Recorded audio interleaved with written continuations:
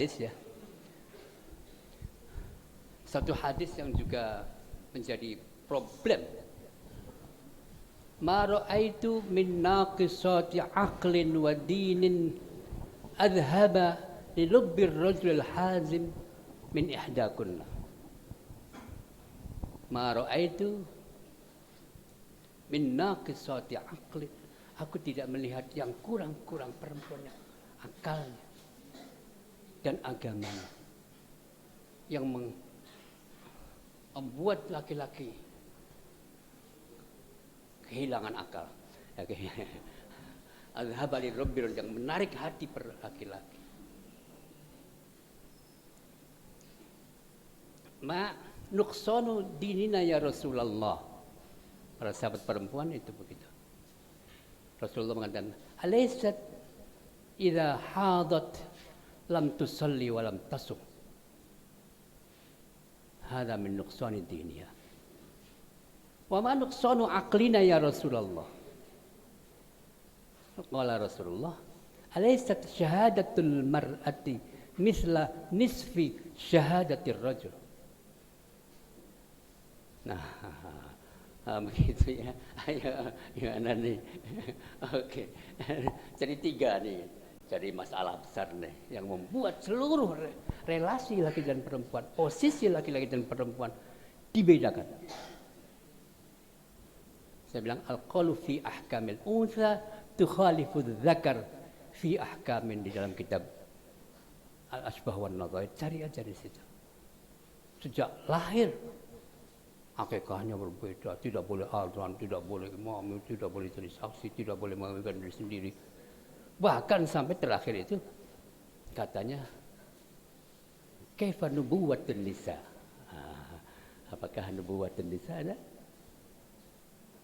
Oke. Nah, itu dulu ya. Ini adalah fakta-fakta di dalam wacana keagamaan kita dan teks-teks keagamaan kita. Karena itu bagaimana kita menyelesaikan teks-teks yang seakan-akan kontradiktif. Coba lihat ya, kalau tadi Ahmad tadi mengatakan wal mu'minuna wal mu'minatu ba'dhum awliya'u ba'd ya'muruna bil ma'ruf. Oke. Man 'amila shalihan min dzakarin aw untha mu'minun falanuhyiyannahu hayatan thayyibah. Oke. Bahkan akan lebih luas lagi. Innal muslimina wal muslimat wal mu'minina wal mu'minat qanitin wa qanitat wa mutasaddiqina wal mutasaddiqat was-sadiqina wa dzakirina Allah katsiran wa dzakirat a'adda Allah lahum maghfiratan wa ajran 'azima. Bukankah sama? Ya ayuhan nasu inna khalaqnakum min dzakarin wa untha wa ja'alnakum syu'uban wa qabaila lita'arafu inna akramakum 'indallahi atqakum. Jadi yang menilai unggul dan tidak unggulnya, hebat dan tidak hebatnya seseorang manusia adalah bukan pada jenis kelamin tetapi komitmen kemanusiaan. Nah, takwa saya begitu maknanya, bukan melaksanakan perintah Allah, menjauhi larangan Allah. Ya itu biasalah itu sih. Bagaimana bentuknya? Budayanya bagaimana? Mengikuti perintah Allah, menjauhi larangan Allah. Bagaimana bukti-buktinya? Ya tadi, ayat-ayat tadi bagaimana?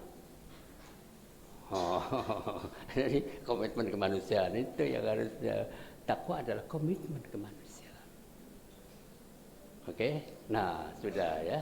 Jadi yang satu manusia setara, tapi yang satu ayat lagi tidak setara.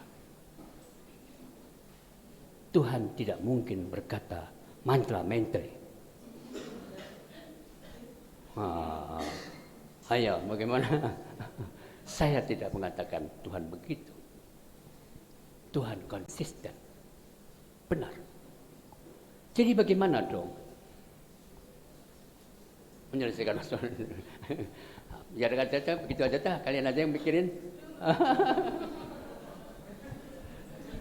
Biar nggak bisa tidur, nanti nggak bisa tidur lagi. Iya gitu ya. Nah, tadi bisikin ingetin saya mempunyai suatu pernyataan. Teks itu tidak hadir di dalam ruang kosong. Teks tidak hadir di ruang yang tidak ada manusia yang hidup di dalamnya. Teks Quran, hadis, macam-macam itu selalu merupakan respon atas kasus di dalam realitas kebudayaan masing-masing. Tuh, tesis itu. Tesisnya. Setiap pernyataan adalah respon, jawaban, reaksi terhadap kasus-kasus, peristiwa-peristiwa yang ada di dalam sebuah komunitas manusia, yang ada di dalam sebuah kebudayaan sendiri-sendiri. Tuh, ya iya. Jadi tadi sebetulnya sudah ada. Al-Quran hadir di dalam sebuah kebudayaan jahiliyah yang secara umum akan mengatakan perempuan adalah objek kekerasan seksual dan objek kenikmatan seksual. Begitu. Jadi perempuan itu di dalam masa itu objek kekerasan seksual, pelampiasan kemarahan laki-laki. Tetapi dalam waktu yang sama menjadi sumber kenikmatan laki-laki. Tak terbatas. Begitu ya. Mata dan mut'ah. Perempuan sebagai mata dan mut'ah. Nanti ada istimta, mut'ah, macam-macam. Nah, Islam hadir untuk melakukan transformasi terhadap tradisi dehumanisasi perempuan. Itu proses dehumanisasi perempuan. Jadi, kalau singkat saja, ada dua jenis teks. Satu adalah teks partikular dan satu lagi teks universal. Oh ya, ini kaedahnya begitu. Kaedah teks universal adalah teks-teks yang tetap, yang berisi nilai-nilai kemanusiaan tentang seperti yang ada dalam pidato Kanjeng Nabi di Arafah akhir. Ya ayuhan nas inna dima'akum wa amwalakum wa a'radakum haramun 'alaikum ka hurmati yaumikum hada. Inna akramakum indallahi atqakum. Begitu. Ya ayuhan nasu laqad karramna bani adama wa hamalnahum fil barri wal bahri wa razaqnahum minat thayyibati wa faddalnahum 'ala. Itu teks tentang ya'dilu huwa aqrabu lit-taqwa. Nih, teks-teks yang universal itu diungkapkan secara lebih detail baik oleh Imam Al-Ghazali dalam kitab Al-Mahsul fi Ulumil Usul min Ilmil Usul yang kita sebut sebagai Al-Kulliyatul Khams atau sekarang populer disebut dengan Maqasidus Syariah. Gitu ya. Kalau Imam Al-Ghazali menyebut Maqasidus Syariah Al-Kulliyatul Khams itu hifdzuddin, hifdzun nafas, hifdzul aql, hifdzun nasl, hifdzul mal. Tetapi sebetulnya ada lagi dua yang telah disampaikan, hifdzul ardi dan hifdzul bi'ah. Al-ardi, kehormatan, dignity, right. Itu tafsirannya memang hifdzu dimasukkan ke dalam apa di antara yang 5 itu. Saya menyebutnya 7. Al-Kulliyatus Sab'ah. Karena sekarang sudah harus menjaga lingkungan menjadi, bahkan di dalam hak asasi manusia, hifdzul ardi menjadi sangat penting sekali. Dan belakangan ketika Covid berjalan begini nih, Selama 2 tahun saya diminta wawancara. Saya bilang, hifdzul an-nafas muqaddamun ala hifdzid din. Gitu. Apakah urutan yang dibuat oleh Syekh Imam Al-Ghazali adalah urutan prioritas atau tidak? Saya bilang tidak. Itu pilihan yang kebetulan ngomongnya kayak gitu. Atau dalam konteks hari itu moralitas keagamaan menjadi prioritas. Mungkin gitu aja. Itulah prinsip-prinsip universal. Jadi saya memberi makna al-kulliyatul khamas adalah hak-hak asasi manusia. Sekarang itu kan konteks hari ini adalah hak-hak asasi manusia. Saya bicara ini di Turki, di Istanbul dengan para tokoh internasional bicara. Syariah mabnaha wa asasuha 'ala al-hikami wa masalihil ibad. Wa hiya 'adlun kulluha wa masalihu kulluha wa rahmatun kulluha wa hikmatun kulluha. Fa kullu mas'alatin kharajat 'anil 'adli ila al-jawr wa 'anil maslahati ila al-mafsadah wa 'anil rahmati ila diddiha wa 'anil hikmati ila al-'abath falaysat min asy-syari'ah wa in udkhilat fiha bit-ta'wil. Ayo, bagaimana? Harus gitu. Adil, maslahah, rahmah, hikmah.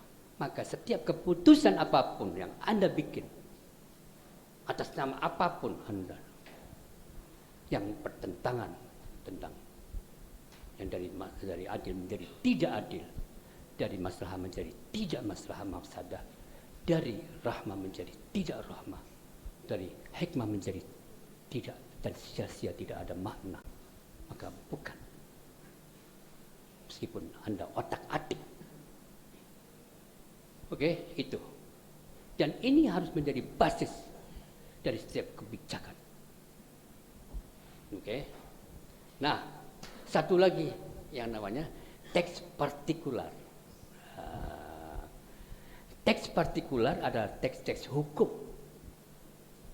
Satu ketentuan yang menunjukkan satu persatu persoalan kepemimpinan perempuan lah di dalam ruang publik atau ruang domestik, wali, kesaksian, waris, segala macam yang bersifat hukum itu partikular namanya. Dan teks partikular adalah teks kontekstual. Tuh, itunya apa namanya tuh? Quotes-nya atau tesisnya. Teks partikular adalah teks kontekstual. Ia benar sesuai adil dalam konteksnya sendiri-sendiri. Oke? Oke, kalau begitu coba lihat kita hadis ayat Al-Quran yang menjadi pusat relasi laki perempuan. Ar-rijal qawwamuna 'alan nisa itu. Saya ingin mengatakan begini. Teks ini bukan teks hukum, tapi jumlah khabariyah. Jadi menceritakan tentang laki-laki pemimpin dan perempuan. Kalau boleh saya mengatakannya, menafsirkannya,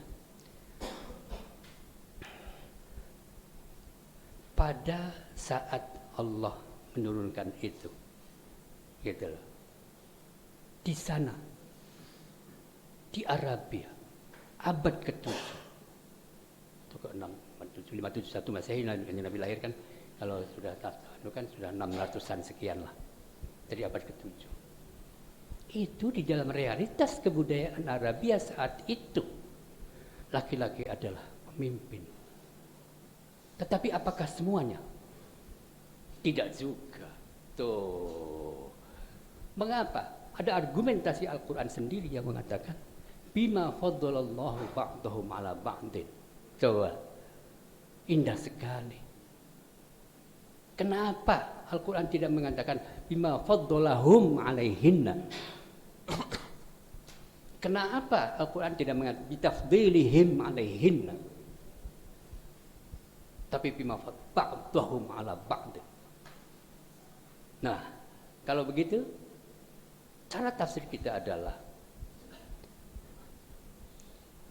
yang kedua adalah kata-kata ar-rijal. Mengapa tidak az-zukur? Az-zukur. Mengapa tidak al-inas? Lidzakari mithlu hadzal unthayain. Kan gitu. Kenapa? Waladzi khalaqaz zawjaini dzakara wal untha. Tetapi dalam ayat ini Allah mengatakan an-nisa. Ar-rijal. Nah, tadi saya sudah awal sudah rajulatun nisa. Dan itu sebetulnya sih ya, mengisyaratkan dulu. Jadi ar-rajul itu manusia yang memiliki sifat-sifat maskulin. Tadi yang saya sebutkan banyak sekali, maka kelembutan bukan hanya gagah, bukan hanya laki-laki, tapi perempuan juga gagah, berani, perempuan juga berani. Itu ya, banyak sekali. Tetapi yang paling penting dalam hal ini adalah apa fadlullahi ala ba'dihim? Apakah? Ini logika loh. Nanti saya akan membuat quotes-nya ya. Membuat quotes-nya ini. Jadi Allah sendiri memberi argumen rasional atas teks ini. Yaitu meskipun tidak disebut ya, Al-Quran tidak menyebut. Gitu. Para ahli tafsir mengatakan al-aql. Gitu, karena akal lah yang membedakan manusia dengan yang lain. Itu yang utama. Kepemimpinan itu justru pada kemampuan intelektualitas, bukan pada yang lain-lain. Oke? Jadi kalau begitu, karena pada umumnya laki-laki, pada umumnya nih, bolak-balik ini, memiliki keunggulan dari sisi intelektualitas daripada umumnya perempuan. Begitu. Jadi boleh sih tubuhnya masih seperti itu, tetapi sifatnya. Nah, pertanyaan kita adalah, jadi kalau ditafsirkan di Arabia abad ke-7, laki-laki pada umumnya menjadi pemimpin daripada umumnya perempuan, karena pada umumnya laki-laki memberikan keunggulan lebih dari intelektual daripada umumnya perempuan. Tadi kan sudah disebutin, Siti Aisyah katanya, a'lamun nas wa afqahun nas itlaqan. Para guru para sahabat-sahabat laki-laki banyak sekali. Siti Aisyah, Siti Khadijah.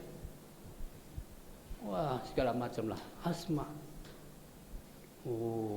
Jadi intelektualisme itu adalah relatif, bisa dimiliki oleh laki-laki dan perempuan. Mengapa pada umumnya saat itu di Arabia pada umumnya laki-laki memiliki keunggulan intelektualitas satu dan memberi nafkah? Mengapa? Karena perempuan didomestikasi, dirumahkan, tidak boleh keluar. Tugasnya hanyalah melayani hasrat seksual laki-laki, suami. Secara logis, maka perempuan menjadi bodoh. Perempuan tidak bisa apa-apa. Karena itu dia tidak bisa memilih siapa untuk menjadi pasangan hidupnya. Dia tergantung secara ekonomi kepada suami. Jadi proses pembodohan terjadi. Jadi benar, ayat Quran itu benar, adil, bahwa pada umumnya laki-laki sebagai pemimpin itu adil pada saat itu. Karena pada umumnya laki-laki lah yang memiliki akal atau intelektualitas yang lebih daripada perempuan, dan karena laki-laki diposisikan sebagai makhluk publik sehingga dia memahami tentang ruang sosial kehidupan bersama. Oke? Jadi dua argumentasi kepemimpinan, yaitu akal intelektual dan finansial, ekonomi. Di mana-mana. Biasa. Sekarang kebudayaan itu telah berubah. Dia ada dalam sebuah kebudayaan dulu. Ketika kita mengambil suatu kebijaksanaan laki-laki perempuan belajar, punya hak asasi untuk memperoleh pengetahuan yang sama, dan karena itu wajib belajar, maka kita akan melihat betapa banyak perempuan menjadi intelektual, pintar, cerdas, dan banyak mengungguli laki-laki juga, tidak kalah secara intelektual. Bahkan sekarang juga perempuan-perempuan pengusaha banyak sekali. Di Tegal Gubuk itu banyak sekali perempuan yang menjadi laki-lakinya nggak bisa apa-apa, tidur aja. Malah tukang mikul dia, laki-lakinya tukang mikul. Namun menjadi pemimpin. Jadi itu namanya konteks. Jadi ketika terjadi perubahan kebudayaan, maka terjadi esensinya harus tetap sama, bagaimana kita membentuk sebuah rumusan yang adil. Keputusan hukumnya harus dibuat secara rumusan, tidak harus baku seperti dulu. Yang penting esensinya pemimpin itu adalah siapapun yang pintar, cerdas, dan memberikan itu, maka dia berhak untuk menjadi pemimpin, dan itulah yang adil. Bagaimana mungkin orang bodoh memimpin? Bagaimana mungkin orang yang nggak punya duit memimpin? Itu ketidakadilan terjadi. Gitu. Buktinya juga, gitu kan? Masih banyak nih, satu persatu juga bisa. Nanti belum lagi kalau tanyanya imam perempuan sholat, wah, lagi kacau lagi aja. Bertemu lagi. Iya, jadi begitu. Jadi keadilan. Buktinya coba lihat, mazhab-mazhab berbeda-beda. Karena konteks kehidupan sosialnya berbeda-beda. Saya menulis kitab buku namanya Jilbab dan Aurat. Jilbab itu apa? Aurat itu apa? Batasannya seberapa? Saya mengatakan jilbab itu tradisi Arabia. Semua orang Arab beragama apapun menggunakan. Karena itu hanyalah pembeda dari dia merdeka atau budak. Jilbab itu apa lagi? Bukan ini sama sekali. Bukan. Itu khimar. Tetapi di atas khumar itu ada kain yang ingin membedakan bahwa dia budak atau merdeka. Dia merdeka, selain itu budak. Oh gitu. Tapi kemudian menjadi seperti itu. Hijab bukan. Hijab itu tirai pembatas antara ruang. Bukan kayak gitu-gitu. Oke, itu ya. Jadi problem. Imam Madzhab Abu Hanifah mengatakan sya'rul mustarsal laisa bi'auratin. Nisfu saq al-mar'ah laisa bi'auratin. Terprovokasi ya. Ada itu nanti memprovokasi kemarahan, tetapi sikap intelektual itu tidak marah-marah. Jangan marah-marah terhadap sebuah pandangan yang berbeda dari dirinya sendiri. lakukan proses dialektika Sokratik. Mengapa begitu, mengapa begini. Oke, begitu dulu. Jadi berbeda sekali antara, nanti saya bisa menjelaskan karakter Hanafi apa, karakter madhab Maliki apa, karakter madhab Syafi'i apa, karakter madhab Hambali apa. Konteks sosial lah yang membuat dia berpikir yang berbeda-beda, cara pandang yang berbeda, metodologi yang berbeda-beda. Wow.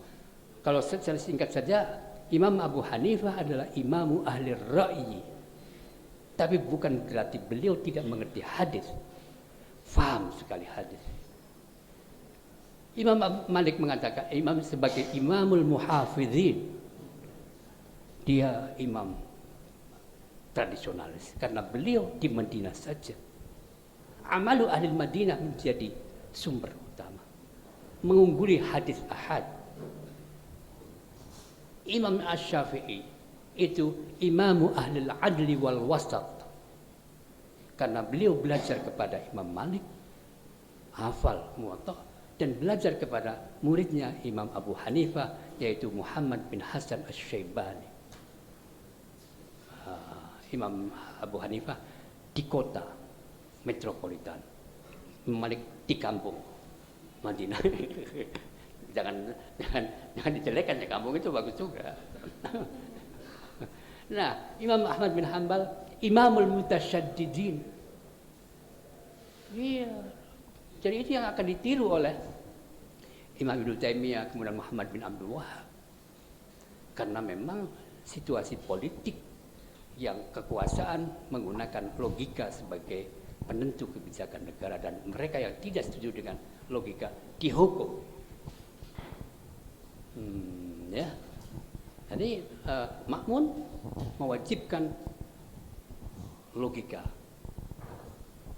itu dalam memahami teks. Masyarakat umum tidak faham dengan logika. Sing penting hukumnya piye. Ngomong apa? Pokoknya hukumnya apa aja. Ya itu memang karakter ulama. Jadi maka ya hadis aja, hadis lagi. Itu. Nanti akan muncul dalil. Apa itu? Ar-ra'yu man fasal Quran bi ra'yi fa tawa maqam minar, perlawanan itu. Perlawanan terhadap kewajiban negara yang menghukum rakyat yang tidak menggunakan logika. Maka itu perlawanannya dengan cara seperti itu. Jadi perlawan radikalisme itu malah atau mutasyaddidin lah. Nah, gitu ya. Jadi itu maksud saya adalah teks itu hadir di dalam ruang dan waktunya sendiri-sendiri sesuai dengan peradaban dan kebudayaan. Oke, itu yang menjadi catatan karena itu berbeda-beda. Anda akan tetap konservatif, akan ditinggalkan. Coba lihat hadis tentang la yafliha qaumun wallau amrahum imra'atan. Sahih. Imam Madzhab 4 juga mengatakan tidak bisa jadi pemimpin. Berbeda-beda. Madzhab 3 tidak membolehkan jadi hukum, hakim pun nggak boleh. Imam Abu Hanifah membolehkan hanya dalam urusan-urusan perdata. Oh gitu. Karena memang belum cukup bagus. Pendapatnya berbeda-beda. Kita NU telah memutuskan perempuan bisa menjadi pemimpin. Melanggar hukum hadis sahih enggak? Melanggar hadis sahih. Masyaallah. Kitab kuningnya juga dilanggar semuanya. Sudah terakhir saja. Saya bolak-balik saya ingin mengatakan kebanggaan saya karena saya santri Lirboyo bisa keliling dunia gratis. Tuh.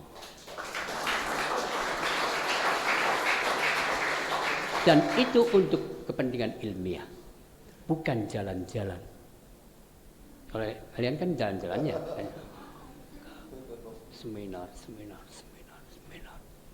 gitu. Dan yang terakhir di Konya itu ada kuburan Maulana Rumi dan gurunya Maulana Rumi, Syekh Syamsi Tabrizi. Yang dari itu saya menulis sebuah buku, Kidung Cinta, Syekh Syamsi Tabrizi dan Rumi. Salah satu, kemudian membaca buku namanya Qawaidul Ashqil Arba'un, 40 kaidah cinta. Gitu. Hebat ya. Itu. Kata-kata yang saling membekas di dalam hati saya adalah, dan perlu direnungkan juga teman-teman mahasiswa. Lam yakunil mautu huwallazi yuqliquni li'annani la a'tabiruhu nihayah bal ma kana yuqliquni huwa an amuta min duni an ukhallifa turatha. Kematian bukanlah sesuatu yang aku khawatirkan, karena menurut aku kematian bukanlah akhir dari segala-galanya.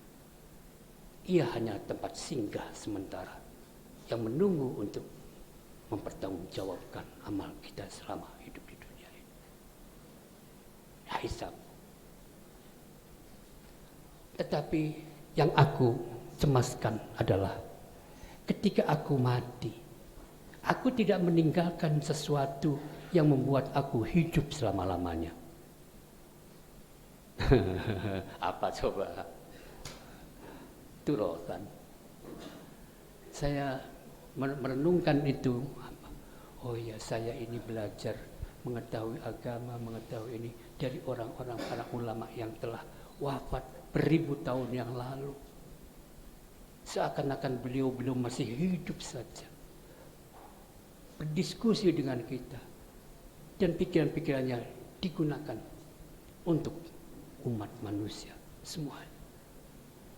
Masya Allah, hebat sekali. Dan setiap saat kita membaca kitab, kita mengirim Al-Fatihah, berdoa untuk beliau. Jadi seakan-akan beliau masih hidup sampai hari ini. Karena itu saya ingin menulis terus untuk meninggalkan, tetapi menulis yang baik. Begitu. Al-qalamu abqa asaran wal lisanu aksaru hadaran. Al-kitabu yuqra'u fi kulli zaman wa fi kulli makan.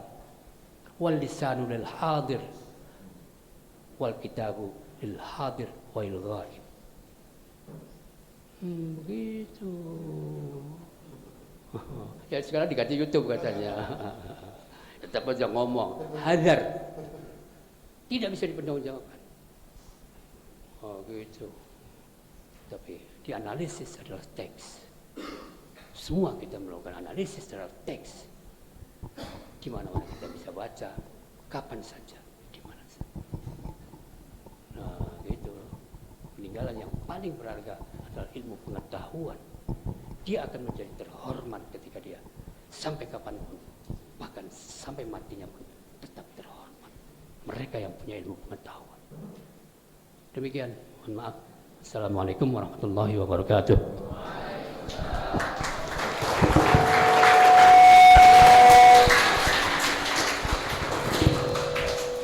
Baik, terima kasih disampaikan kepada beliau, memaparkan materi yang sangat luar biasa sekali.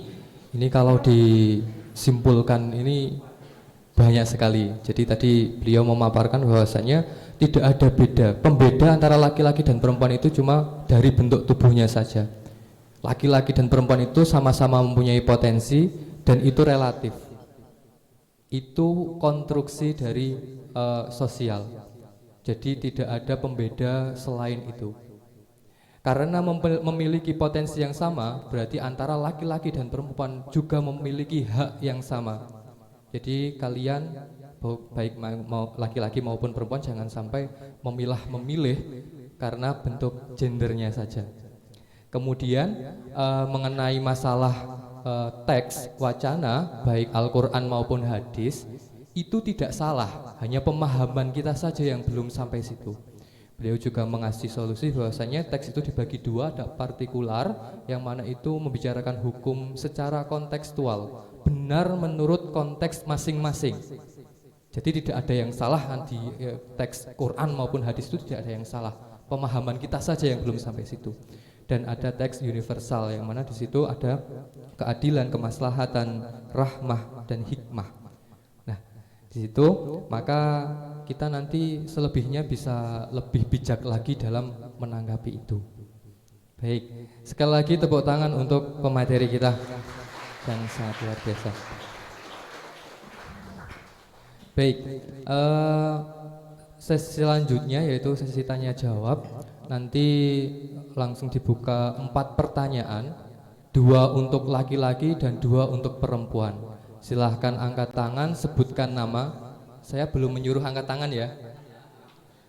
Silahkan nanti angkat tangan, dan sebutkan mana asalnya. Silahkan. Baik, 1,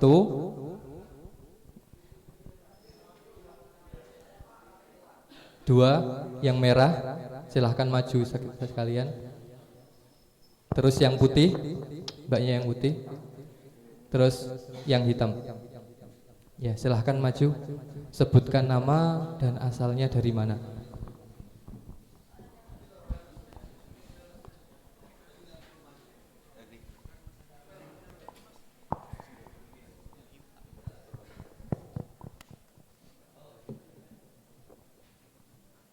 Bismillahirrahmanirrahim. Assalamualaikum warahmatullahi wabarakatuh. Sebelumnya perkenalkan, nama saya Buya Ali Mu'afah Hibatullah, biasa dipanggil Mu'afah. Saya mahasiswa Tribakti Fakultas Syariah dan saya juga aktif dalam kegiatan organisasi pergerakan mahasiswa Islam Indonesia Komisariat Tribakti.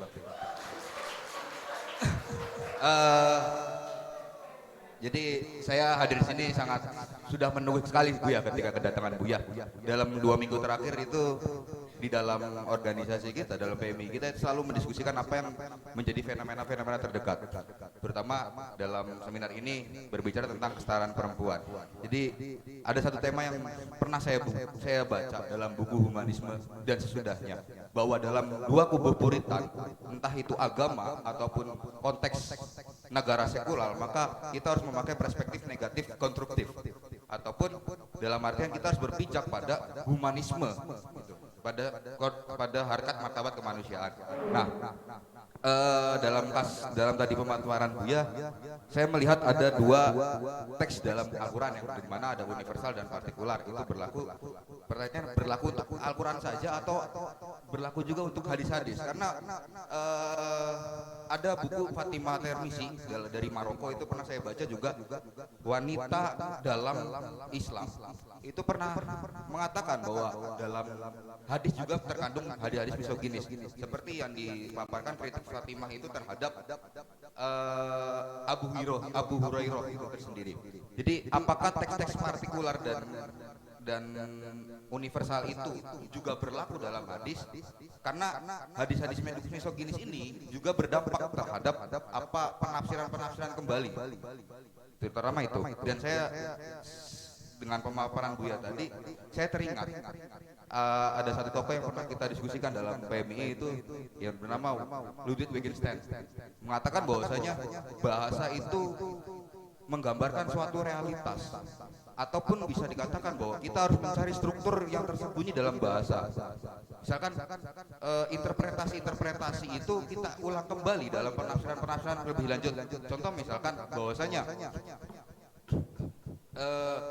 apa yang kita dengar, apa yang kita lihat, dan apa yang kita hadapi dalam lingkungan itu menjadi satu paradigma khusus dalam menginterpretasi. Nah, pertanyaan pertama adalah hadis misoginis itu. Yang kedua, dalam 2 kubu ini secara tidak langsung, secara akademik, kita akan menemukan 2 fenomena yang besar, terutama kita hadapi dalam wilayah, terutama Indonesia sendiri, gitu. Ada kubu Muslim secara mayoritas dominan, ada juga kubu Barat. Apakah dalam taraf kebudayaan kita akan kontroversi atau tidak dalam menerima satu standarisasi kebudayaan baru? Saya katakan bahwa dalam gerakan-gerakan tentang kemanusiaan dan pembebasan terhadap perempuan, entah itu perempuan, kemanusiaan, ataupun krisis lingkungan dan sebagainya, itu sebagai gerakan-gerakan dekonstruksi terhadap suatu modernitas yang membiadabkan satu bangsa di luar bangsa Eropa. Saya katakan seperti itu, Bu ya. Jadi hadis-hadis misoginis ini bisa ditafsirkan secara legitimasi simbolik. Contoh misalkan beberapa kasus pelecehan seksual di Indonesia ini selalu saja punya simbol-simbol legitimasi terhadap dirinya pribadi. Jadi mohon langsung ke pertanyaannya saja, langsung ke berapa pertanyaan gitu. Jadi yang kedua itu bertautan dengan apakah kebudayaan kita menerima secara taken for granted. Dalam arti kebudayaan kita menerima kebudayaan diinterpretasikan kembali dengan hadis-hadis yang misoginis itu, Bu ya.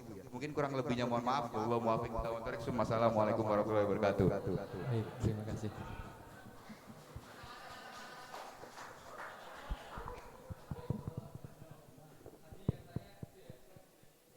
Assalamualaikum warahmatullahi wabarakatuh. Selamat siang, Buya. Saya nama Ahmad Rifai, Fakultas Syariah, dan masih berdomisili di Pondok Lirboyo. Dan saya bukan siapa-siapa, cuma muhibbin beliau. Yang saya tanyakan dari beliau bahwa al-hukmu yaduru ma'at thaqafah. Ma'at thaqafah. Budaya. Sementara di Indonesia ada istilah gonogini.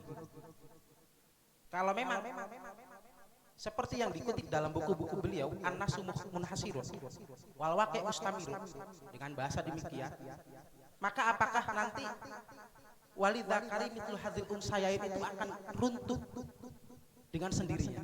Padahal di sana adalah hukum pasti. Kita lihat beberapa TKI atau TKW, kemudian suaminya tidak kerja, tidak apa, tiba-tiba walidzakari mithlu hadzil unsayain. Nah ini harusnya kami meminta penjelasan dari Buya, tentunya entah itu akliyah atau ilmiah, ini saya persilahkan. Kemudian yang kedua, udah Mas, satu saja Mas, karena banyak yang mau bukan tanya. Bukan yang kedua, tapi sampingan. Gimana? Sedikit. Ini jadi mau tanya apa tidak? Sedikit. Terakhir. Yang kedua, dalam buku Wajah Baru Relasi Suami Istri, itu ada karangan Abdul Halim bahwa bahasanya naqisatul akli itu naqsul an-nawi. Nah itu kita minta, saya pribadi minta penjelasan dari Bu. Sebenarnya bagaimana pola pikir Abdul Halim dalam buku Tahriratul Maqam. Nggih pun. Assalamualaikum. Hey. Ya, silahkan yang perempuan tadi, yang kerudung merah, silahkan. Satunya tadi sekalian di belakangnya aja, biar tidak digosok waktu pertanyaan kalian.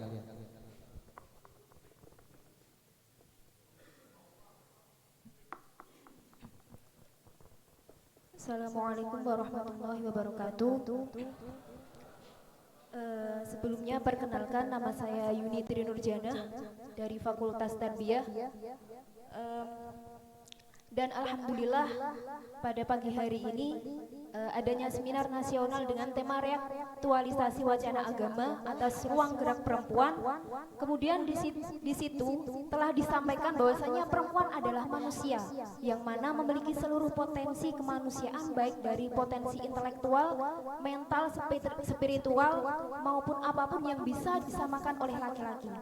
Nah, kemudian dalam hal ini yang ingin kulo pertanyakan, bagaimana pandangan ketika mengenai seorang perempuan yang secara agama dia itu termasuk expert, maksudnya itu mempunyai ahli, contohnya kayak hafidhoh. Nah, sedangkan dia juga memiliki organisasi yang memiliki stigma kurang baik, bukan kurang baik ya, maksudnya niku kan kalau di kampus niku kan biasanya ada kayak organisasi PMI, dan kemudian kalau mahasiswa dia itu agent of change gitu kan gitu. Lah kemudian kalau hal ini yang mana hal ini itu menjadi suatu ketertarikannya, terus bagaimana caranya dia, maksudnya mahasiswa tersebut itu memposisikan diri untuk menyeimbangkan dua hal antara kewajiban dan minat seseorang yang terkesan berbeda. Ya, maksudnya dari sini juga dibenturkan oleh hadis yang tadi matarok tuba alifin nasi fisnatan aldoro ala rijali minan nisa. Nah, kemudian dari sini kalau matur suwun sangat atas waktunya. Akhirul qouli wassalamualaikum warahmatullahi wabarakatuh. Baik. Langsung ke mbaknya satunya lagi.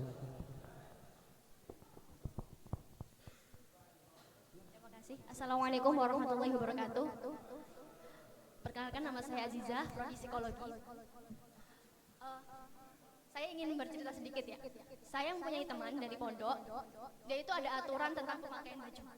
Harus pakai, tidak boleh pakai gamis dengan baju panjangnya ukuran segini lah. Nah itu. Dengan alasan nanti menyamai Bunyai, Pau Neng dan ilmunya kurang barokah. Nah, saya mau ngambil poin keempat. Agama hadir untuk manusia dalam kerangka penegakan prinsip-prinsip kemanusiaan, rahmatan lil alamin, dan poinnya ada 7 tadi. Nah, saya ingin bertanya, bagaimana konsep barokah itu mempengaruhi ruang gerak perempuan atas fenomena tersebut? Singkat saja. Pertanyaan singkat saja. Terima kasih.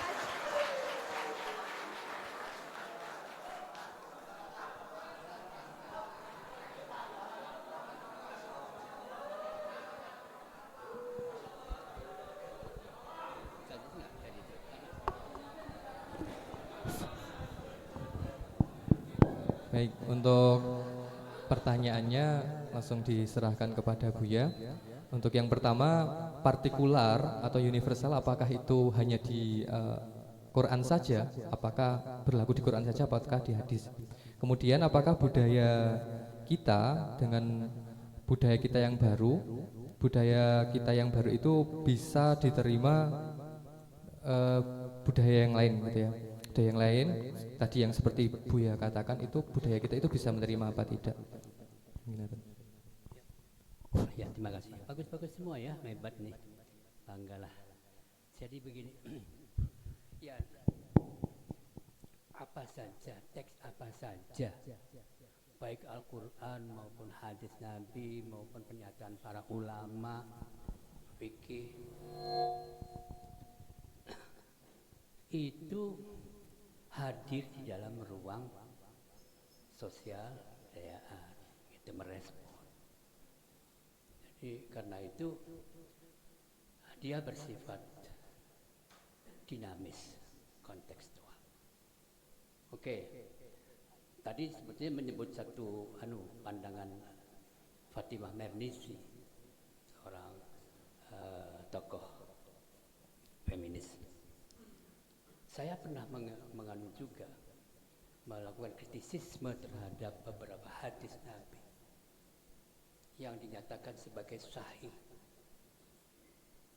gitu, muttafaqun alaih. Beberapa saja yang saya ingin sampaikan. Innama syu'mu fi salat, itu ya, sumber kesialan itu ada 3. Al-mar'atu wal farasu wad daru. Begitu. Sumber kesialan itu ada 3, yaitu perempuan, kuda, dan rumah. Waduh, ini nih bagaimana cara? Nah, menarik sekali ini, karena kita tidak tahu ini diomongkan kepada siapa. Kata ini kepada siapa? Abu Hurairah yang mendengar itu betul-betul mendengar full atau tidak? Oh, kita hanya menerima teks aja. Oh, gitu. Sampai Siti Aisyah mengatakan, apakah perempuan disamakan dengan dabah? Apa sama dengan tadi faros tadi itu dabah? Gimana sih Abu Hurairah itu? Oh, gitu. Cuma ya kalian jangan marah aja lah. Kadang-kadang kalau menyebut sahabat kalian marah jadinya kalau dikritik Sahabat dikritik kalian marah, masalahnya ini jadi susah juga. Coba jangan marah dulu. Banyak kritisisme, coba lihat nih. Tapi ya sekedar pengetahuan aja. Abu Hurairah itu dikritik banyak sekali. Siti Aisyah itu paling hebat, meriwayatkan hadis sampai 2000 hadis. Tetapi Abu Hurairah baru iman berislam pada 3 tahun saja sudah 7000 hadis. Bagaimana? Oh, yang paling dekat dengan Rasulullah siapa? Oh, itu. Kalian tahu nggak bahwa bagaimana cara menerima hadis ketika itu? Tuh, itu tidak pernah dianalisis oleh kita semua. Saya sih menggambarkan begini. Ya ada tafsirannya, orang-orang juga ada tafsir. Jadi ketika Abu Hurairah datang, Nabi sedang ngomong, Inna Bani Israel, gitu. Inna masyu'mu fi. Abu Hurairah datang, inna masyu'mu fi salasin saja tiba-tiba. Terus setelah itu pulang balik lagi. Kanjeng Nabi ngomong begini, inna masyu'mu fi salasin. Gitu. Oh iya, ini belakangan datang baru dengar seakan paling hebat, keluar cerita. Oh gitu salah satunya. Harus dicari itu. Bani Israel. Nggak dengar ini Bani Israelnya itu. Oh gitu aja. Ya nomor 2 adalah tabtul sholah al-mar'ah. Jadi kalau ada perempuan melewat itu batal. Bagaimana logikanya? Gitu. Abu Hurairah lagi. Ceritakan begitu. Si Aisyah juga begitu. Jawabnya. Jadi itu bicara bukan pada konteks yang benar, tetapi sedang menceritakan tentang pandangan-pandangan orang yang kemudian Nabi menyebutkan. Gitu ya. Nanti. Nah, oke. Sampai saya itu coba tadi itu saya bilang idza ja'ar rajul imra'atahu sahih. Bagaimana kita menolak? Karena itu ketika saya diminta untuk memberikan tanggapan tentang RUU TPKS, orang Lirboyo nemuin saya, berani-beraninya orang Lirboyo nih, anggota DPR nih, berani-beraninya menyetujui itu. Kan suami kan boleh saja, dan perempuan kan tidak boleh menolak, karena nanti dikutuk oleh malaikat. Dan itu namanya marital rape. Di dalam undang-undang itu marital rape, kekerasan, perkosaan terhadap istri. Karena tapi wa in kanat ala dhahri qatabin wa in kanat ala tanur harus datang. Hadisnya begitu. Dalam kitab Qutulujen juga. Lagi punggung unta turun kalau sudah kepengen. Lagi di dapur, tinggalkan dapur itu. Gimana sih? Masya Allah, itu semua dianalisis. Nah, saya sudah menganalisis bagaimana sih al-la'n itu. Ya, ta'atul di mata sudah berapa abad. Fa'abad min ghairi udhrin ma lam yadurruhu. Begitu, sedang enak-enak santai-santai saja, nggak seneng-seneng, nggak mau itu ya pan. Jalan masuk akal lagi di dapur lagi susah lagi. Apa? Malam yushghilha 'anil faraid. Ada 3 catatan itu. Tuh, itu yang nggak ada karena teks aja. Konteksnya Anda tidak pernah melihat itu. Pasti. Min ghairi udhrin wa ma lam yushghilha 'anil faraid wa lam yadurruha. Begitu. Itu harus dipahami. Nggak mungkin lah melakukan kekerasan begitu itu. Harus kan ada pendahuluannya dulu. Itu pendahuluannya gimana coba? Asik tuh pendahuluannya. Langsung aja. Tapi kalau kebalikannya, kalau kepengen istrinya bagaimana? Oh, masa. La'ana itu adalah ib'adun anir rahmah. Oh, malaikat yang ngintip aja rupanya sih. Oh, tahu ya, malaikatnya tahu ya. Dikutuk oleh malaikat. Wah, istrinya nolak ini. Berarti, malaikat yang mengutuk. Jadi malaikatnya nonton apa? Kira-kira. Aneh sekali. Tuh. Ini yang kita tidak baca. Saya membuat quote-quote. Belajarlah sastra. Kau akan mengerti bahasa manusia dan bicaramu akan santun. Begitu. Oke, jadi begitu dulu. Bahasa. Tadi bahasa. Syarat dengan bahasa sastra. Begitu di dalam Al-Quran maupun hadis Nabi itu syarat dengan bahasa sastra. Dan kita harus belajar. Saya di mana-mana mengkampanyekan kekaguman saya kepada Lirboyo itu. Saya bilang ilmu itu ada 5. 1 bahasa.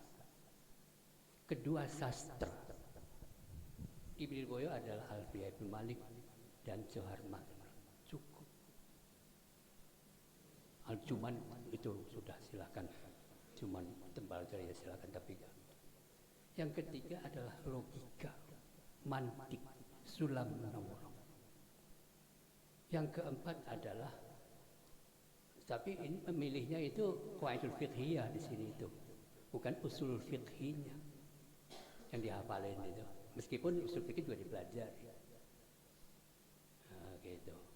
Yang belum, kritik saya kepada Lirboyo itu adalah hadarah Islamiyah. Tidak dipelajari. Padahal ini adalah basis kita mempelajari budaya, peradaban yang berbeda-beda. Saya tadi membaca puisi-puisi peradaban itu. Hadza Rasulullah lam yandur huquqal mu'minat. Al-ilmu kana syari'atan linisa'il muttaqin. Kanat sukainatu tamla'ud dunya wa tazab. Waduh, itu peradaban hebat sekali. Kita beku terhadap peradaban ini. Saya di dalam pandangan di hak hak perempuan pada periodisasi Islam yang pertama hebat, diberi ruang setara. Tetapi begitu selesai abad ketiga, dirumahkan lagi dan disusunlah kemudian keputusan-keputusan perempuan harus di rumah, harus, dan seterusnya dan seterusnya. Ada situasi-situasi politik sosial yang mengharuskan perempuan dipenjarakan lagi di dalam rumahnya, dan ini tidak akan bagus ke depannya ya. Oke. Ya itu al-hukmu yaduru ma'as thaqafah, tetapi ma'al illah. Saya mengatakan begitu untuk sebagai pedoman saja ya.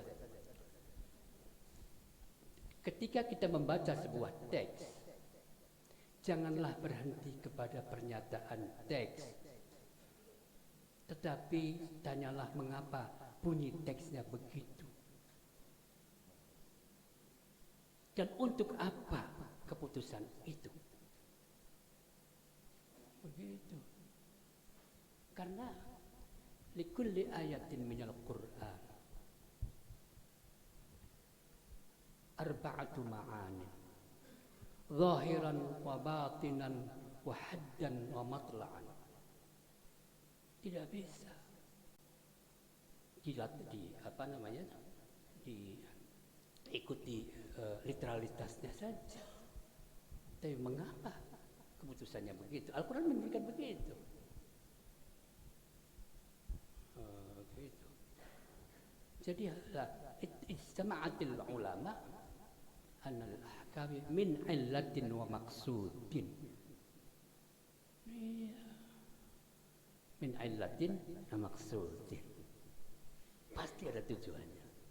Dan tujuan itulah yang kita sebut sebagai maqasidus syariah. Jadi harus sampai ke situ.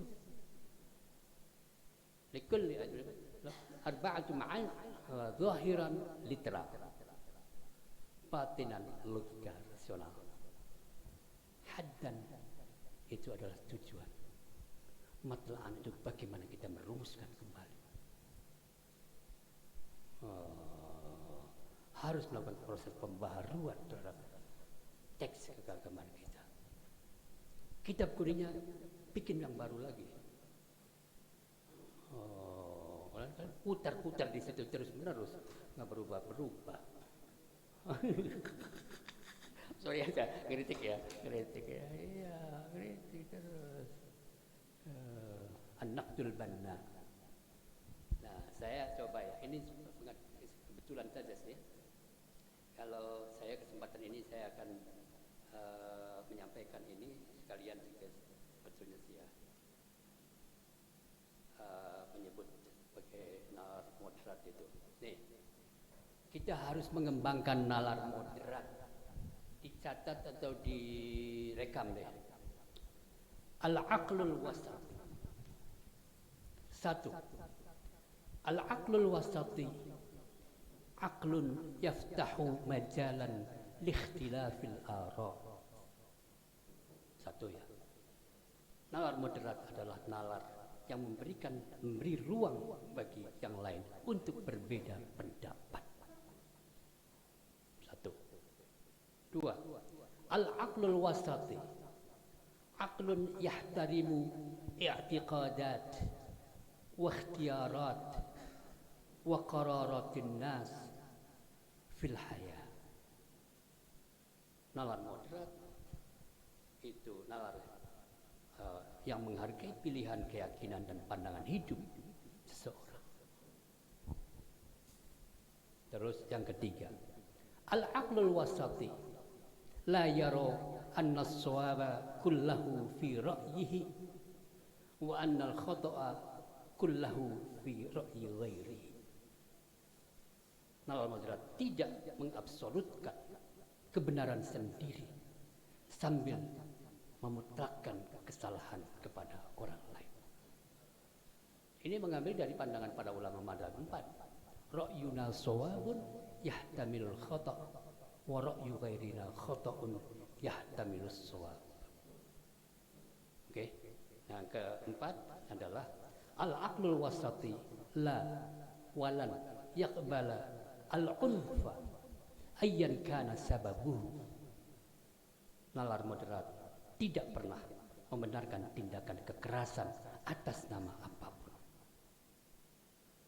Yang kelima, al-aqlul wasati yarfadu tafsir al-wahid lin-nass. Fan-nassu daiman yahtamilu at-tafasir wal ma'ani al-mutanawwi'ah. Bahkan sampai satu huruf, bahkan sampai harokat, bukan hanya satu kata, itu bisa berbeda. Masya Allah. Lau u'tal abdu bi kulli harfin minal Qur'ani alfa fahmin lam yablugh nihayata ma awda'ahu Allah fi ayatin min kitabih li'annahu kalamullah wa kalamuhu sifatuh fakama la nihayata lillah fakadzalika la nihayata li fahmi kalamih wa innama yafhamu kullun bimiqdari ma yaftahu Allahu alaihi. Luar biasa. Andai kata seorang hamba diberi pengetahuan untuk satu huruf 1000 makna, belum cukup memahami kehendak Tuhan. Karena itu kalamullah. Kalamullah adalah sifat Allah. Karena Allah tak terbatas, maka sifatnya tak terbatas. Manusia hanya diberi pengetahuan sekedar apa yang diberikan oleh Allah, dibukakan hatinya oleh Allah. Oke? Itu. Terus al-aqlul wasati yaftahu daiman majalan lin-niqash wan naqdil banna. Nalar moderat selalu terbuka untuk kritik yang konstruktif. Tuh, kalau ngotot-ngotot ini belum moderat pokoknya sih. Ngotot-ngotot apalagi nuduh-nuduh liberal, saya itu biasa disebutin liberal itu. Tenang-tenang aja. Merusak Islam dari dalam segala macam.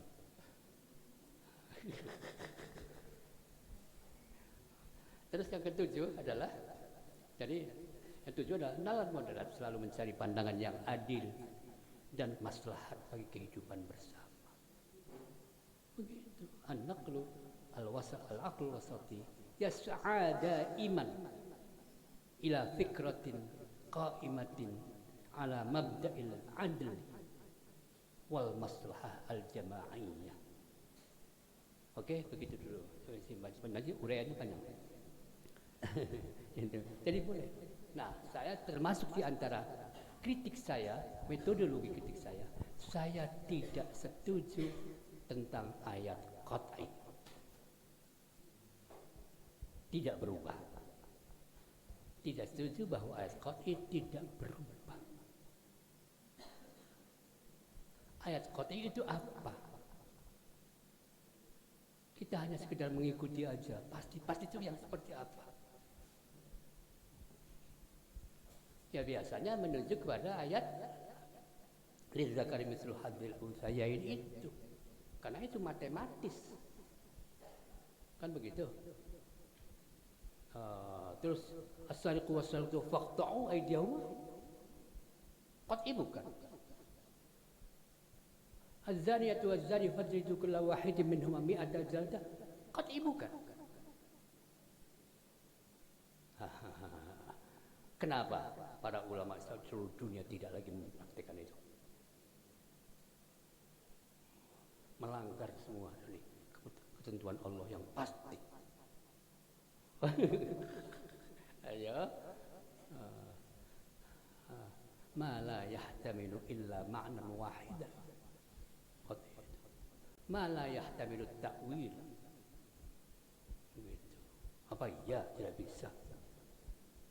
Nah, satu perubahan yang sangat luar biasa menurut saya adalah Syekh Arsyad Al-Banjari menyampaikan satu pandangan yang sangat progresif, yaitu pembagian waris tidak boleh dibagi menurut ketentuan waris,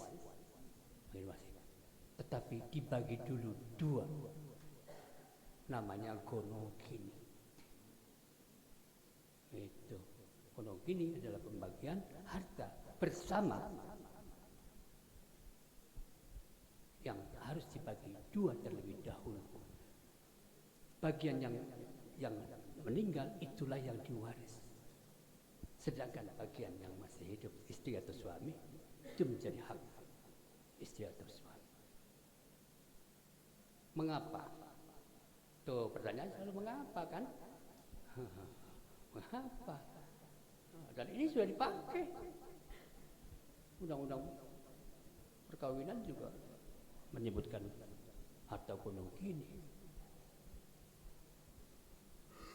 Nih, coba lihat kebudayaan berubah. Syekh Arsyad Al-Banjari itu belajar di Mekah lama. Mungkin sama lebih dahulu beliau tahu ke Syekh Nawawi Banten, gurunya Syekh Hashim Asy'ari, Mahfud Tarmisi dan sebagainya itu kan pulang. Beliau melihat di negara, di daerahnya, di Banjarmasin. Saya sudah pernah ke Banjarmasin. Di situ usaha masyarakatnya adalah di sungai, mencari ikan, menjala ikan.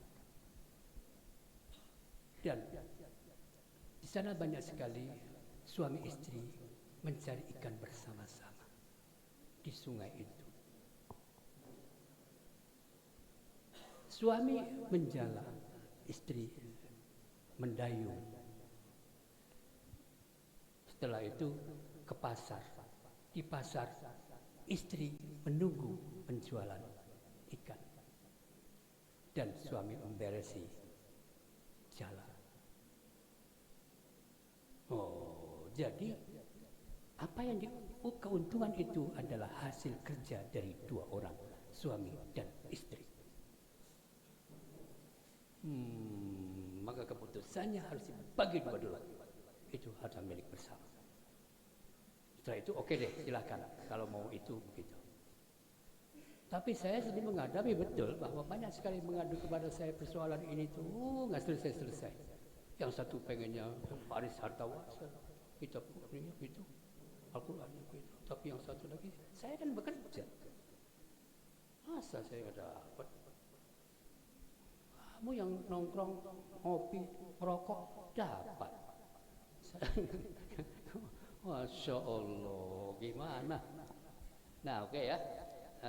Yang ketiga, saya pandang sih nanti bila qadidhani saya. Yang tetap adalah as-sawabit adalah prinsip-prinsip kemanusiaan itu. Keputusan-keputusan yang meskipun pasti benar harus dijalankan pada momen ketika itu. Azani wa zani fadli kullu wahidin min matin oke. Tetapi itu as-sariqu was-sariqatu oke.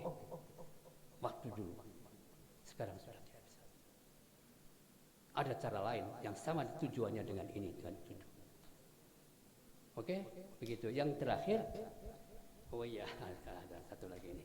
Ada nuqsanun naw'i, ada nuqsan fitri. Tuh, gitu. Jadi tadi sama saya aja tuh yang menyampaikan dengan itu. Ma ra'aitu min naqisati aqlin wa dinin adhabani birrajul al-hazim.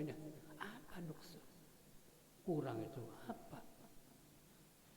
Nah, lalu dibagi ada nuqsan fitri, ada nuqsan naw'i. Nuqsan fitri itu memang begitu. Misalnya orang gila, ya kurang. Anak-anak, ya kurang. Begitu. Tapi dewasa sama dewasa ya tidak bisa lagi perempuan. Nah, yang satu kurang dan yang naui itu yang kontekstual. Tidak selamanya. Buktinya setelah itu bisa hebat. Tetap aja. Ya memang halangan rukhsah itu aja, bukan berarti kurang secara kodrati. Yang artinya tuh, ya kodrati maksudnya begini. Ya haid itu yang mesti kodratnya perempuan yang tidak bisa ditinggalkan oleh siapa-siapa. Itu kodrati ya, itu harus diberikan, kurang. Tetapi begitu selesai, bagaimana? Oh, ya bisa dong. Itu kemurahan Allah. Bahkan sekarang, teman-teman sekalian, sedang ada gugatan nih. Puasa perempuan lagi haid nggak sakit nggak apa, kok harus puasa? Harus batal, nggak boleh puasa katanya. Bagaimana kalau puasa aja? Apa yang menghalangi saya untuk puasa? Oh nanti capek kalau sudah selesai Syawal harus qadha lagi. Orang-orang pada makan, saya nggak boleh makan. Gimana? Ya. Apa sih ya masalahnya? Harus puasa itu. Harus nggak boleh puasa itu. Oh, ini betul. Pasti jawabannya ta'abudi, nggak ada logikanya. Gitu. Iya, udah tahu lah. Kalau nggak bisa jawab, ya ta'abudi pasti. Aduh, saya khawatir merusak pikiran ente semua ini. Sebetulnya rusak aja, merusak Islam dari dalam. Nah, ini juga pertanyaan yang semua dulu saya kritik betul, barokah itu apa sih? Ziyadatul khair itu, ya meningkat ilmu pengetahuannya, meningkat kebaikannya, itu. Tapi bagaimana sih kalian memahami itu? Saya sebenarnya kritik untuk barokah. Kalau ada kiai hebat begini, gitu. Masya Allah, supaya mendapatkan barokah. Atau apalagi deh, banyak sekali dah.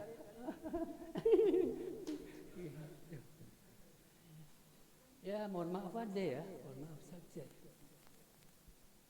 Kalau kritiknya ketajaman nanti saya dikeluarkan dari alumni. Ya bagaimana?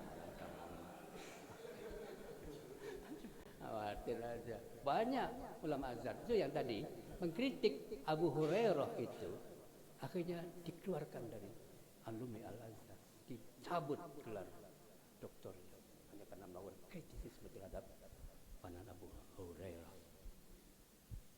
Gitu. Ya, baguslah. Begitu bagus. Tapi saya bilang itu adalah tradisi, ma'ruf itu begitu. Karena tidak berlaku di mana-mana. Kalau adab itu bahasa itu kebaikan khair. Nah, saya bilang al khair itu kebaikan universal. Rendah hati, gitu kan? Jujur, ikhlas, mencintai, ukhuwah, gitu ya. Itu namanya kebaikan khair. Tapi kalau ini ma'ruf, ini sesuai dengan tradisi, arafa, urfun, yang diurfikan. Pakai jubah ya urfun, begitu. Pakai onta pergi-pergi ya urfun. Kan lima tahun yang lain bukan urfun ya. Memang begitu pakaiannya.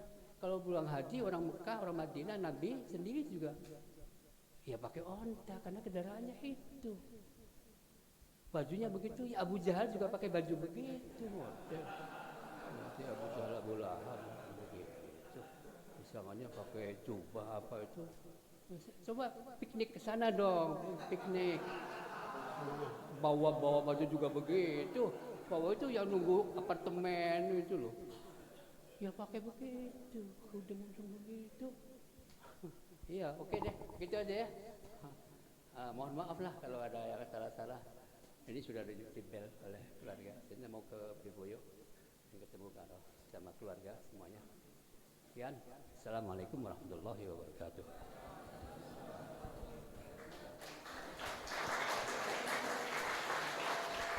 Doa katanya. اللهم صل وسلم على حبيبنا وشفيعنا وكريمنا وذخرنا مولانا محمد وسلم رضي الله تبارك وتعالى عن ساداتنا اصحاب الرسول اجمعين. الحمد لله رب العالمين حمدا كثيرا طيبا مباركا فيه لا نحصي ثناء عليك انت كما اثنيت على نفسك حمدا يوافي نعمه ويكافي مزيده يا ربنا لك الحمد كما ينبغي لجلال وجهك الكريم وعظمه الله. اللهم افتح علينا هؤلاء فتوح العارفين بحكمتك وانشر عليهم رحمتك وذكرهم ما نسيهم يا ذا الجلال والإكرام. اللهم إنا قد استودعناك ما علمتناه فاردده إلينا عند حاجاتنا ولا تنسناه يا رب العالمين. اللهم ألهمنا علما نعرف به أوامرك ونعرف به نواهيك وارزقنا اللهم بلاغة فهم النبيين وفصاحة حفظ المرسلين وسرعة إلهام الملائكة المقربين وأكرمنا بنور العلم وسرعة الفهم وأخرجنا من ظلمات الوهم وافتح لنا أبواب رحمتك وعلمنا أسرار حكمتك يا رب العالمين. اللهم اجعلنا وأولادنا وطلابنا وطالباتنا من أهل العلم وأهل الخير وأهل التقوى وأهل القرآن ولا تجعلنا وإياهم وإياهن من أهل الشر والضير إنك على كل شيء قدير. ربنا هب لنا من أزواجنا وذرياتنا قرة أعين واجعلنا للمتقين إماما. ربنا آتنا في الدنيا حسنة وفي الآخرة حسنة وقنا عذاب النار. وصلى الله على سيدنا محمد وعلى آله وصحبه الحمد لله العالمين بسر الفاتحة.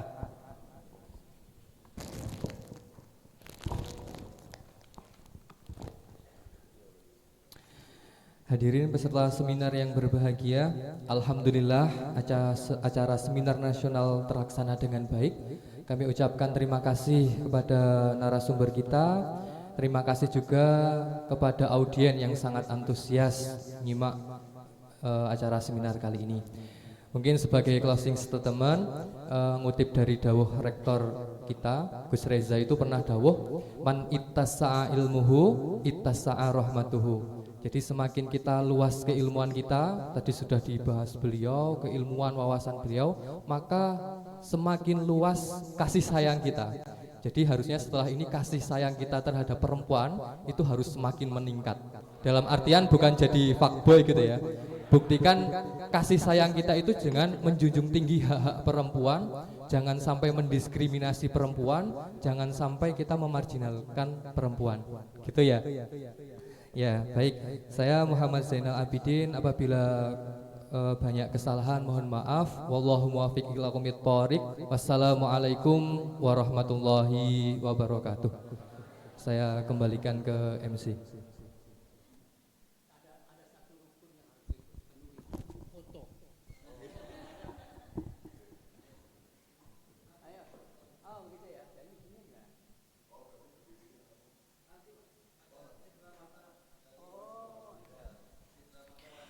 Baik, terima kasih kami haturkan. Semoga apa yang disampaikan tadi dapat bermanfaat bagi kita semuanya. Amin Allahumma amin. Baik, berlanjut ke acara selanjutnya, yakni penyerahan cenderamata kepada Buya Husen. Dalam hal ini akan dipimpin oleh dan juga diserahkan oleh Wakil Rektor 1 kepada Bapak Badrus, disilahkan.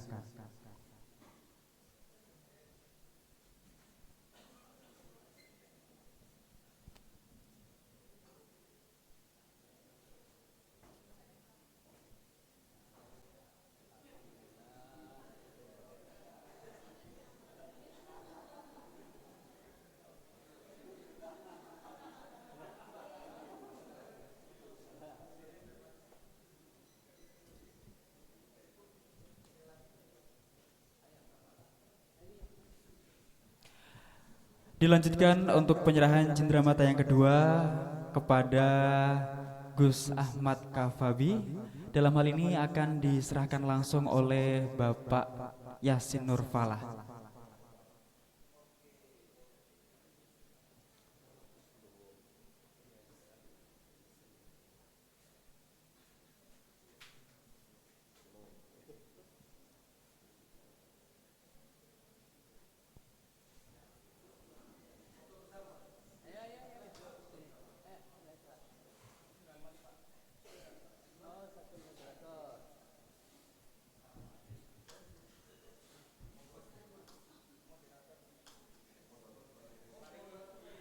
Dilanjutkan untuk penyerahan cenderamata selanjutnya yang akan diberikan kepada moderator. Dalam hal ini akan diserahkan langsung oleh Presma kita kepada Saudara Fajrul Nurfalah, disilahkan.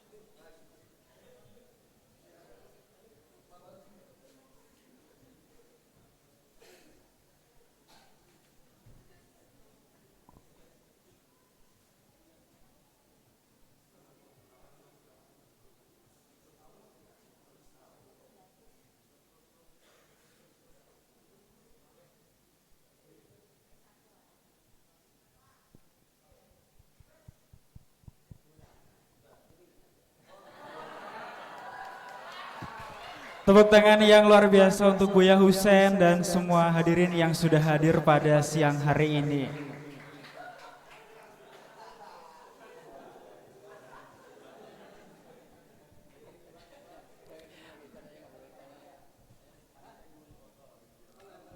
Dilanjutkan dengan foto bersama oleh panitia Badan Eksekutif Mahasiswa Instansi. Kepada seluruh mahasiswa kami harap untuk merapat, dan tentunya rangkaian acara demi acara sudah kita lalui. Tibalah di penghujung acara, yakni penutup. Marilah kita tutup acara pada siang hari ini dengan bacaan hamdalah bersama-sama. Alhamdulillahirabbil alamin. Saya Muhammad Anas undur diri. Wassalamualaikum warahmatullahi wabarakatuh.